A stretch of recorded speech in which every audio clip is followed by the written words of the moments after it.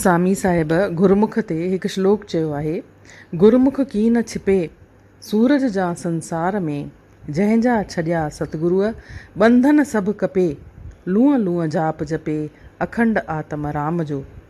हिन जो भावार्थ, सामी साहिब चवनि था त सतगुरुअ जे वचननि ते हलंदड़ शिष्य यानी जेको शिष्य थींदो आहे, पाण खे चाहे केतिरो बि लिकाइण जी करे, पर हू किथे बि लिकी छिपी कोन सघंदो आहे। सूरज जीअं हू सभिनी खे नज़र ईंदो आहे। सूरज जा संसार में गुरमुख की न छिपे। अहिड़े गुरमुख जा सचे शिष्य जा सभई बंधन सतगुरुअ कपे छॾिया हूंदा आहिनि ऐं पोइ हू सदाई अखंड रीति सां राम जो नालो जपींदो रहंदो आहे। संदसि लूअं लूअं रोम रोम आत्म राम जो जप कंदो रहंदो आहे। अहिड़े नमूने गुरमुख पंहिंजे आत्म स्वरूप सां एकाकार थी वेंदो आहे। हाणे हिन जी व्याख्या। सतगुरु शक्ति रूप हूंदा आहिनि। सतगुरु निर्गुण निराकार ईश्वर जो दर्शन कराईंदा आहिनि। हू पंहिंजे शिष्य खे पर ब्रह्म जो बोध कराईंदा आहिनि।